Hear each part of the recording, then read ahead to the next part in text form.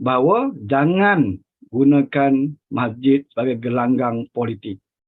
Ya, tuanku tak sebut bahawa pisahkan politik daripada agama. Kita pun tahu bahawa dalam agama ini ya, terdapat politik. Politik dan agama tidak boleh dipisahkan. Ini semua kita tahu. Ya. Kalau kita pisahkan politik dan agama, dia akan menjadi sekular. Ya, politik kalau kita pisahkan agama, dia akan menjadi sekular. Tetapi yang dimaksud oleh tuanku itu adalah berpolitik. Dia ada beza situ. Berpolitik. Maksudnya politik kepartian. Ya, kita bagi pengajian dalam masjid, kita mengajar dalam masjid, tapi kita bawa politik kepartian. Kita kutuk parti sana, kita kutuk parti ini. Ya. Kita kata parti sana melawan Al-Quran. Kita kata parti kita sahaja yang mendapati Al-Quran. Kita kata orang sana liberal. Kita kata orang sana pro-komunis. Ya. Kita kata pemimpin sana itu pro-LGBT. Itu yang dilarang oleh Kebawah Tuanku. Menggunakan masjid kerana politik kepartian. Itu kena faham, saudara. Kalau dengar cakap Haji Hadi, dia spin. Dia kata, ini agama mana boleh pisah dengan politik. Jadi sebab itu saya tak ada masalah. Saya saya tetap juga akan mengajar, saya tetap juga akan berpolitik dalam masjid sebab agama dan politik tidak boleh dipisahkan. Dia pusing situ. Sedangkan maksud Kebawah Tuanku bukan itu. Ya. Semua orang faham apa yang tuanku maksudkan. Iaitu politik kepartian. Yang ini menjadi punca kepada perpecahan umat-umat Islam. Contohnya kita jadi khatib khutbah Jumaat. Ya, dalam satu kampung. Ya, dalam satu qaryah. Dan kita tahu, satu masjid itu berbagai-bagai fahaman politik. Ada orang UMNO, ada orang PAS, ada orang keadilan, ada orang amanah, bahkan ada orang Islam Melayu, DAP pun ada. Menjadi jemaah dalam satu masjid. Dan khatib naik atas membar menghina beberapa parti. Dan pernah berlaku di tempat saya sendiri. Satu ketika dahulu. Dalam khatib, dalam khutbah Jumaat. Duduk atas membar, apa dia cakap? Dia kata DAP, PKR ini orang yang menentang RU355. Menentang Islam. Ya. Menentang RU355. Waktu itu Haji Hadi, masa itu tengah panas isu Haji Hadi bawa private member bill. Ya, usul persendirian ke parlimen tentang RU355. Ya. Masa itu seorang pemimpin PAS naik atas membar. Ya, di kawasan saya. Naik atas membar berkhutbah dan mengatakan PKR DAP ini orang yang menentang RU355. Sedangkan bagaimana kita nak kata dia menentang kalau RU355 itu tidak pernah dibahaskan dalam parlimen. Benda tak pernah bahas, tak pernah diundi, macam mana kita nak tahu siapa yang menentang, siapa yang menyokong? Hanya usul dibaca. Semua tahu, Haji Hadi baca usul, kemudian bila speaker tanya nak bahas, dia minta tangguh. Bukan sekali, 2-3 kali dia minta tangguh. Tak nak bahas. Bila tak mahu bahas, macam mana kita nak kata dia terima ataupun tidak? Contohnya macam sekarang, bajet. Ya. Perbahasan bajet masih berjalan. Dan ada beberapa perkara lagi yang belum diundi. Ya, masih perbahasan berjalan, belum ada lagi yang diadakan undi untuk meluluskan ya, dalam bentuk jawatan kuasa dan sebagainya. Jadi tak boleh kata puak ni tak sokong. Belum boleh kata. Jadi peringkat perbahasan. Apatah lagi usul yang tak dibahas langsung. Kalau tak bahas langsung, macam mana kita nak tuduh orang itu sokong ataupun tidak sokong? Apatah lagi kita dah menghukum dia. Kawan, kalau kawan tak sokong nanti mati kawan, kami tanam jirat. Ya. Datang daripada YDP PAS. Ya. Mengkafirkan orang. Memang dia tak sebut kawan tu kafir. Ya. Tapi kita bukan bodoh. Memang dia tak kata kawan, kalau kawan tolak RU355, kawan akan jadi kafir. Dia tak sebut macam tu. Tapi kita bukan bodoh. Bila dia sebut kawan, kalau kawan tak sokong RU355, nanti mati kami tanam jirat. Bila sebut tanam jirat, bermakna kamu sudah mengkafirkan seseorang. Mana ada orang Islam masuk jirat? Ya? Bermakna kamu telah mengkafirkan seseorang hanya kerana berbeza pendapat tentang satu usul yang tak pernah dibahas pun. Tak pernah dibahas pun, kamu dah tuduh orang itu kafir. Ini yang saya sebut. Apabila politik itu Dan Wadi Pipas itu sebut tentang Kak Wan ini dalam masjid. Dalam masjid, saudara. Bukan dalam ceramah-ceramah politik, dalam kelas pengajian. Jadi yang macam inilah dimaksudkan oleh tuanku, tidak dibenarkan lagi. Sebab ini akan memecah belahkan umat Islam. Ya, umat Islam. Dia akan menjadi perpecahan. Kerana apa? Kerana rumah Allah dijadikan sebagai tempat kita menghina orang lain.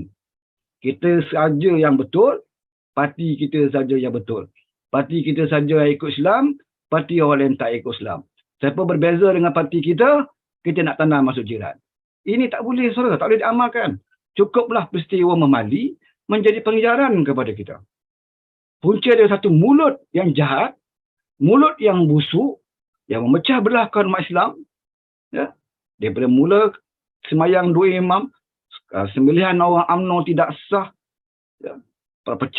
Perceraian suami isteri kerana berbeza politik, dan kemuncaknya berlakulah pertempuran darah di Memali. Apakah kita nak sejarah buruk ini, sejarah yang menyayat hati ini berlaku? Sebab itu, kebahagiaan tuanku mengambil tindakan lebih awal supaya bibit-bibit perpecahan ini tidak lagi dibenarkan, apatah lagi ianya dimulakan di dalam rumah Allah. Boleh saja mana-mana pemimpin nak cerita pasal politik. Secara umum, politik Islam, boleh saja. Contoh, ya, kita mengajar dalam masjid, kita sebut, dalam Islam, sebagai pemerintah, kita naklah menentukan bahawa rakyat ini diberikan keadilan, rakyat jangan dizalimi. Kita nak menentukan bahawa amalan rasuah itu naklah dilawan secara habis-habisan. Sebagai pemimpin, Perdana Menteri ataupun wakil-wakil rakyat, ahli parlimen, naklah membantu orang-orang yang miskin, naklah melakukan penjimatan, berjimat cermat di dalam amalan pentadbiran negara. Ya, hendaklah menyatu padukan sama umat Islam dan juga bukan Islam. Ini boleh ceritalah. Itu politik lah tu. Bila kita sebut pemimpin, itu melibatkan politik. Bila kita sebut wakil rakyat, itu juga melibatkan politik. Tapi jangan sebut politik kepartian. Ini yang tak boleh. Ya? Jangan kita katakan bahawa parti keadilan itu melawan Al-Quran, saudara-saudara. Ya, parti kita tidak melawan Al-Quran. Dalilnya parti kita meletakkan Al-Quran sebagai perlembagaan. Oleh kerana parti keadilan tidak meletakkan perlembagaan Al-Quran itu sebagai perlembagaan, maka dia melawan Al-Quran. Ini tak boleh lah. Tak boleh lah. Pertama, apa yang kamu cakap itu tak betul. Yang kedua, ia melibatkan kepartian. Ini yang selalu memecah belahkan. Ya, daripada orang rajin nak datang ke masjid mendengar kuliah, dia akan menjadi orang semakin liar, semakin menjauhkan diri kerana benci dengan ustaz, ya, yang mengajar baca satu dua baris ayat Al-Quran ataupun hadis, pusing, ya, pusing-pusing supaya menjadi modal politik. Ya. Jadi sebab itulah saya katakan apa yang Haji Hadi sebut bahawa Tetah Agung itu tidak qat'i, itu salah satu bibit-bibit atau tanda-tanda bahawa Haji Hadi Presiden PAS, ya, yang dikatakan sebagai ulama, telah menanamkan bibit-bibit tidak lagi menghormati raja-raja kita. Ya. Kemudian dia sebut raja duduk. Dia pernah cakap raja mesti duduk di bawah ulama. Ini pun tak betul. Ini tak betul. Ya. Sepatutnya apa yang berlaku adalah umara dan ulama itu saling bekerjasama. Dia bukan timbul persoalan raja mesti berada di bawah ulama. Bukan. Raja mesti berada di bawah hukum Islam. Ya. Kalau ulama pun kita kena tahu, ulama siapa? Dia ulama. Bukan semua orang boleh kata dia ulama. Ulama pun ada ulama su', ulama yang jahat. Ya. Tapi yang kita diajar dalam Islam adalah ulama dan umara itu harus berganding bahu. Ya. Sebab ulama tidak semestinya dia boleh melayakkan diri dia menjadi umara.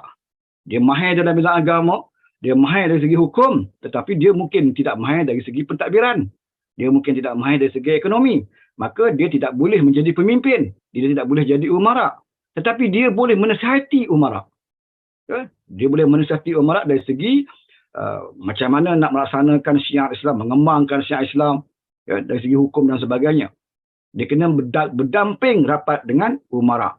Begitu juga umara. Ya. Umara tak semestinya tahu semua dalam perkara agama. Dan dia harus berdamping dengan ulama. Tetapi kalau ulama, dia kerja dia hari-hari duk menghina umara, menghina pemimpin, raja pun dia petikai, Perdana Menteri pun dia petikai, macam mana dia nak menghampiri umarak? Bahkan dia mempetikai, bukan saja mempetikai, bahkan memfitnah pemerintah. Benda yang tak berlaku, dia ada-adakan. Ya? Pemerintah yang jadi kerajaan, ya, yang tidak ada pun secebis sebesar atom, sebesar habuk melayang pun ingin menjadikan negara ini kristianisasi, mengkristianisasi kat rakyat Malaysia. Itu dituduh. Ya. Pemerintah tidak bercadang pun untuk meluluskan, ya, LGBT, perkahwinan sesama jenis. Lelaki sama lelaki boleh kahwin, perempuan sama perempuan boleh kahwin. Tak terlintas di otak pemimpin. Bukan pemimpin Islam saja, pemimpin bukan Islam pun tak nak terfikir benda tu. Tanyalah pemimpin DAP, dia pun tak nak terfikir pun nak meluluskan LGBT, membenarkan lelaki sama lelaki. Tapi ini dituduh. Dituduh layak ramai. Ya. Kamu ulama, kamu kata kamu ulama, kamu pemimpin parti Islam. Ya, sepatutnya kamu berdamping, menasihati pemerintah. Tapi sebaliknya yang kamu lakukan adalah memfitnah pemerintah. Ya. Jadi, hubungan itu bukan semakin rapat, tetapi semakin menjarak. Sebab sikap kita. Ya. Politik tak habis-habis. Dah habis pilihan raya, tak puas hati sebab tak jadi kerajaan, maka cipta macam-macam isu. Kerajaan zalim. Ya. Kerajaan ini zalim. Tak bagi peruntukan yang sama. Ya. Walaupun ditambah peruntukan pada negeri Kelantan, jauh daripada peruntukan yang pernah diluluskan dulu. Zaman kamu jadi kerajaan, zaman kamu Melayu Islam jadi kerajaan, peruntukan berbanyak untuk negeri Kelantan. Bawah Malaysia Madani ditambah. Tapi kita masih kata kerajaan ini zalim. Sebab apa zalim? Sebab duit tak bagi kat kamu. Ya. Duit dapat kepada rakyat Kelantan. Tak dapat kepada kita. Jadi masalah lah. Kalau nak beli Mercedes, payahlah. Dulu boleh beli Mercedes. Kan tak boleh lah. Pasal rakyat, kerajaan salurkan terus kepada rakyat. Ya? Jadi kamu kata itu zalim. Ya? Jadi inilah yang saya sebut tadi.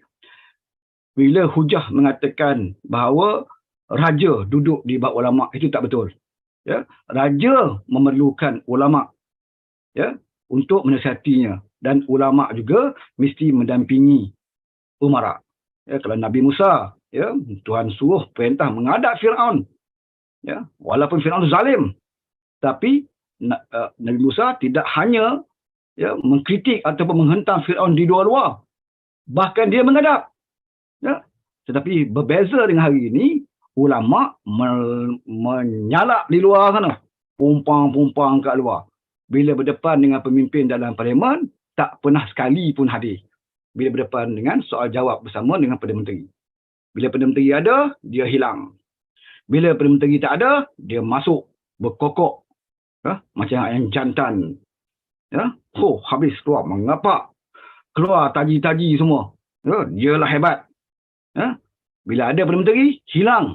Bukan seorang, 2-3 ekor ni hilang habis. Sepatutnya inilah waktunya kalau ulama' ikhlas untuk menegur umarak. Ya, bagi pihak pemerintah. Tapi ini tidak berlaku, saudara. Ya, ini hanya bermain di mulut. Ya, mereka kata pemimpin mesti berada di bawah ulama'. Bermakna kerajaan sekarang mesti ikut cakap dia. Ikut cakap dia. Kalau dia kata cukup jumlah, kamu kena bagilah kuasa kat dia. Ya, kami ada 74 kursi parlimen. Kami dah cukup jumlah nak bentuk kerajaan. Maka kamu harus beri kepada kami jadi kerajaan. Oleh kerana kami ulama', ya, kamu mesti ikut, ya, apa yang kami cadangkan. Ya? Itu yang mereka harapkan. Kemudian saya dah cerita pasal politik dalam istana, ya, dan kita telah huraikan apa yang dimaksudkan tidak dibenarkan larangan politik dalam masjid supaya kita tidak dikelirukan. Sebab saya tengok di media sosial banyak yang terkeliru. Dia kata ini seolah-olah nak mengasingkan agama dan politik. Ya? Sedangkan kita semua tahu bahawa politik dan agama itu seiring, tidak boleh dipisahkan. Kalau berpisah, maka jadilah dia sekular. Ya? Jadi, yang tak boleh, seperti mana saya sebut tadi, ya? Apabila kamu menggunakan masjid, ya, menyampaikan propaganda, ya, kepartian, menghina parti sana, menghina parti sini, ya, parti ini tak boleh, keadilan, tolak Al-Quran dan sebagainya. Ya? Bila kamu sebut keadilan itu tolak Al-Quran, maksudnya apa? Ya. Apa hukum menolak Al-Quran? Apa hukum melawan Al-Quran? Apa hukum menentang Al-Quran? Ya. Apakah makruh? Tak. Ya. Sesiapa yang menentang, melawan Al-Quran itu murtad. Ya. Itu murtad. Itu kata ini. Hukum kata ini dia. Tak ada khilaf. Mana-mana mazhab pun. Sesiapa yang menentang Al-Quran, apa yang dinyatakan oleh Al-Quran, tidak beriman dengan apa yang dinyatakan oleh Al-Quran, murtad. Murtad itu maksudnya apa? Kafir ya. Ya. Jadi bila kita sebut pikat melawan Al-Quran, bermakna kita mengkafirkan orang lah. Tapi kalau tanya dengan Hajadi, dia kata kami kafirkan parti. Kami tak kafirkan ahli-ahli dia. Kan dia akan pusing kat situ. Dia akan pusing kat situ. Kalau betul dikafirkan parti, masa bila pula parti dia mengucap dua kalimah syahadah? Kalau kamu kafirkan dia, bermakna masa bila pula parti ni masuk Islam? Jadi maksud kamu sebenarnya adalah pada kepimpinan parti dan ahli-ahli parti. Itu sebenarnya di sebalik kata-kata kamu. Tapi sebab nak pusing, saya tak kata ahli pikat kafir. Saya tak kata ahli pikat lawan Al-Quran. Saya kata pikat parti itu sendiri. Dia kan pusingnya tu. Dia rasa dia cerdik. Tetapi malangnya dia hanya cerdik di depan walaon sahaja. Okey. Penguatkuasa agama juga menjadi isu dalam isu tauliah mengajar sekarang ini. Diperlis. Jadi isu berbalah-balah. Kadang kita malu juga. Kita malu juga sebab orang Melayu Islam ini bergaduh sebab apa? Pasal tauliah aja pun. Kita duk bicara tentang ekonomi, bicara tentang memajukan pelaburan dan sebagainya. Golongan agama ini berbalah pasal tauliah saja pun. Bukan tak bagi tauliah, mohon tauliah. Tapi masalahnya bila tidak mohon, kita nak juga mengajar. Kita tahu alasan dia kata tak perlu tauliah pasal kami ada ilmu. Kenapa pula nak perlu tauliah? Orang semua kenal saya. Saya orang yang popular. Saya ustaz selebriti. Orang semua kenal. Takkan nak tauliah lagi? Takkanlah saya nak ajar jalan sesat. Itulah alasan dia tidak ambil tauliah. Tak mahu perlukan. Mohon tauliah. Masuk kedah saja. Ini sama lah ibarat macam kita nak bawa motor tapi tak nak ambil lesen. Sebab apa tak ambil lesen? Saya ni kat kampung saya mak rempit. Perlombaan haram di kampung saya juara. Saya cekap bawa motor. Takkanlah tak percaya lagi. Buat apa nak ambil lesen? Saya mak rempit. Saya juara. Tak percaya lagi. Tanya orang kampung. Saya hebat bermotor. Buat apa nak lesen? Macam itulah jawapan-jawapan ustaz sekarang ni. Bila dia tanya pasal tauliah, dia kata saya dah kenal orang kenal saya boleh mengajar agama. Buat apa nak tauliah? Ini masalah saudara. Secara tidak langsung mereka memperkecilkan Jabatan Agama Islam, Majlis Agama Islam ini. Undang-undang itu perlu sebenarnya untuk mengawal dan nak jadikan satu sikap tanggungjawab. Bila ada tauliah, bermakna kalau berlaku apa-apa pun perkara, ada pihak yang akan bertanggungjawab. Jadi bagi saya setuju kalau tauliah itu dipermudahkan. Ini saya setuju. Yang saya tak setuju apabila ustaz mengatakan tidak perlu tauliah. Tak boleh. Tukang masak pun kalau bekerja di hotel, pihak hotel akan tengok sijil. Betul ke? Walaupun dia tahu orang ni memang chef. Kan? Tapi tetap juga dia akan tengok sijil kita. Supaya kalau berlaku daripada masakan dia ada keracunan dan sebagainya, dia adalah adalah dia punya hitam putih tentang kelayakan dia. Kalau tidak, dia jawab macam mana? Jadi itu penting. Undang-undang itu penting. Tak boleh kita ikut kepala kita sendiri. Bila berlaku dekat Selangor, ada ustaz yang tidak boleh mengajar di Selangor kerana tanpa tauliah, kita serang Menteri Besar Selangor. Sebab Menteri Besar Selangor itu keadilan. Kita terang dia. Inilah keadilan, anti-Islam. Tak benarkan ustaz kami memberi kuliah. Hantam kerajaan negeri Selangor. Walhal di bawah Majlis Agama Islam, Jabatan Agama Islam. Tapi Menteri Besar kena. Tapi bila berlaku di negeri Perlis, dia tak hentam Menteri Besar. Dia hentam mufti. Sebab apa tak hentam Menteri Besar? Sebab Menteri Besar tu geng aku. Itu saudara. Ini dikatakan kita tidak konsisten. Kerana kita berpilih kasih. Bila orang aku buat, tak ada masalah. Jadi berlaku tempat engkau, Ya, masalah. Berlaku di Selangor, attack kerajaan negeri Selangor, attack menteri besar. Ya? Walaupun itu ada bawah Jabatan Agama Islam, tapi attack menteri besar. Sebab menteri besar tu daripada PH, daripada keadilan. Ya? Tapi bila berlaku peristiwa di Perlis baru ini, kenapa mereka tak serang menteri besar Perlis? Ya? Sebab geng aku. Habis nak serang siapa? Mufti lah kita serang. Tengok. Politik saudara. Politik macam inilah yang akan memecah belahkan umat Islam. Sebab kamu tak konsisten. Kamu tidak konsisten. Tidak berpegang kepada cara bagaimana kita nak mengatasi masalah yang sebenarnya. Ya. Okey. Itu dari segi tidak menghormati peraturan-peraturan yang dikeluarkan oleh Majlis Agama Islam, oleh Jabatan Agama Islam. Dan ideanya daripada Jabatan Agama Islam ini adalah mewakili raja-raja. Ya. Kita tahu bahawa bidang kuasa agama itu adalah di bawah raja-raja. Bermakna apa sahaja peraturan yang dikeluarkan oleh Majlis Islam atau Jabatan Islam ini adalah perintah daripada raja. Daripada kalau di Persekutuan, perintah daripada yang di-Pertuan Agong. Ya, bila kamu cuba mengeluarkan perkataan kafir kepada penguatkuasa agama, bermakna kamu tidak menghormati orang-orang yang bekerja bagi pihak sultan ataupun raja itu sendiri. Kita dengar di Perlis baru ini ada perkataan mengkafirkan penguatkuasa. Ini bahaya saudara. Ya. Bibit-bibit kafir-mengkafir cuba dikembalikan. Ya. Bila orang tidak bersetuju dengan kita, dengan mudah kita mengkafirkan orang. Sebab agama mengajar kita. Kalau kita mengkafirkan seorang, kalau orang itu tidak kafir, maka kita bimbang, kekafiran itu akan beralih kepada kita. Ya. Jadi bab tauliah ini banyak dipolitikkan sebenarnya.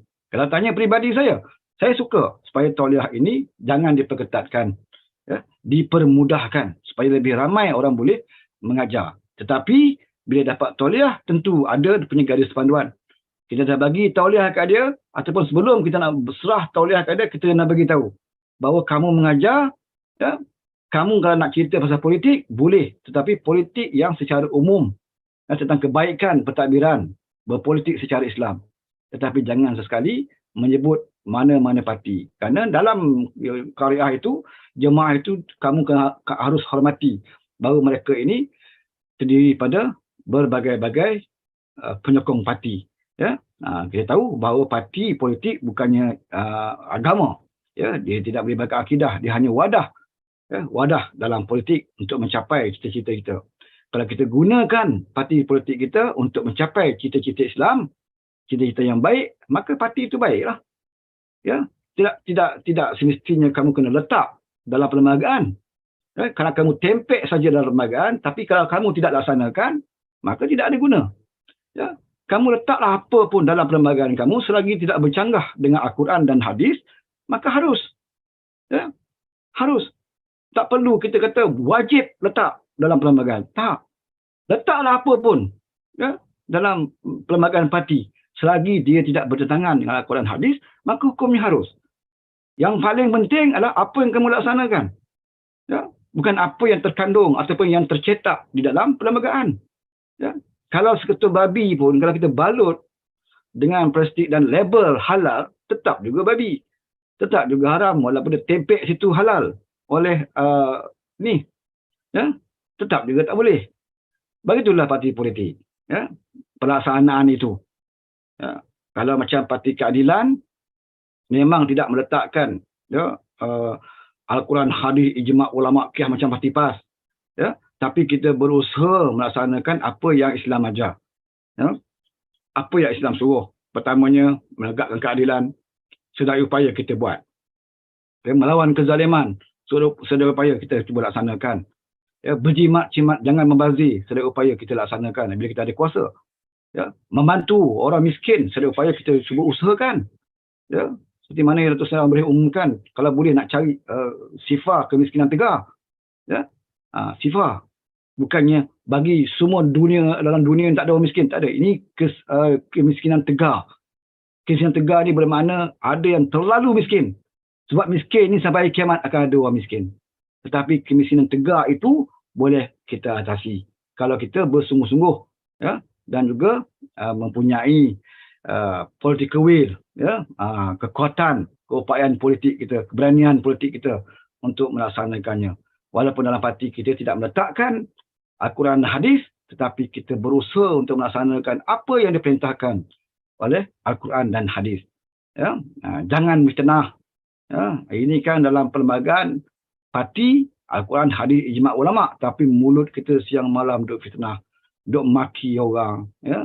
Betul minta maaf, besok fitnah lagi, besok sebut lagi, ya, siapa pesokong BN masuk neraka, siapa pesokong PH masuk neraka. Perlembagaan parti, Al-Quran, hadis, ijma' ulama'. Tapi ucapan yang keluar daripada mulut kita jauh menyimpang daripada perlembagaan parti. Ya. Jadi yang penting adalah pelaksanaan usaha kita. Bagaimana? Ya. Sebab Allah akan tanya kita, adakah kita berusaha untuk melaksanakan apa yang dia suruh. Allah tak akan tanya kita berjaya atau tidak. Tetapi kita usaha ataupun tidak. Ya. Dengan bersungguh-sungguh untuk melaksanakan apa yang Allah suruh. Ya. Dan kita lihat juga di dalam parlimen, ya, walaupun parti itu parti Islam, tetapi kita lihat akhlak mereka, ya, di dalam parlimen jauh daripada akhlak yang Islam ajar. Ya, apabila mereka berhujah dengan perkara yang karut marut, dan akhirnya bila dah kantoi, minta maaf, tarik balik dan sebagainya. Ini kita dapat saksikan dalam parlimen.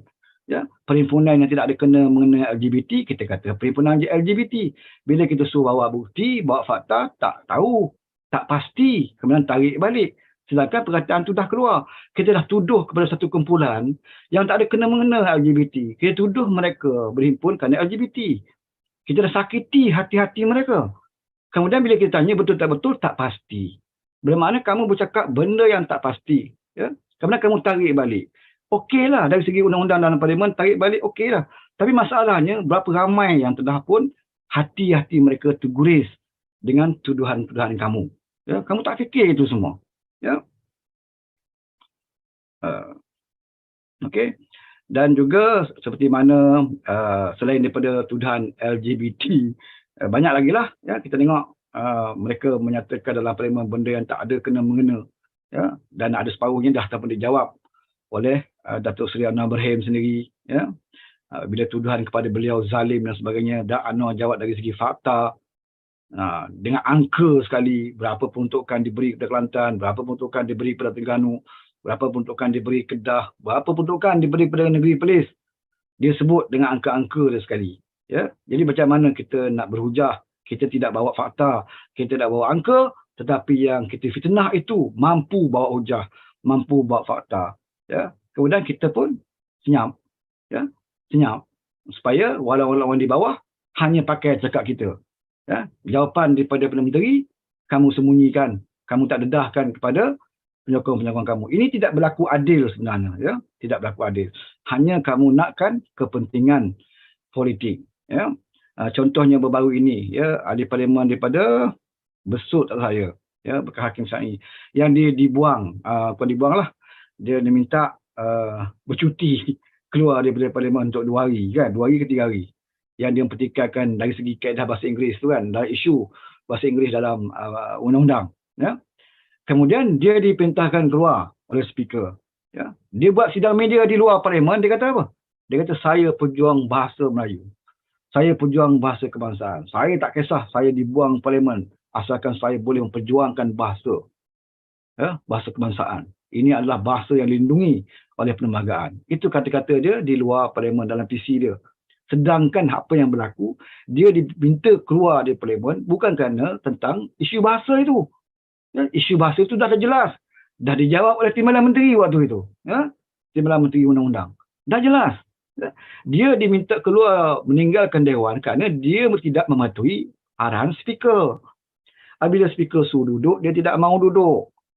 3 kali speaker bagi amaran kepada dia, ya, minta dia hormati Dewan, ya, jangan main bangkit-bangkit saja. Bila dia tidak menghormati, maka speaker melaksanakan arahan itu, ya, supaya dia keluar untuk 3 hari, ya, kerana tidak mematuhi arahan speaker untuk duduk. Sebab itu dia minta keluar.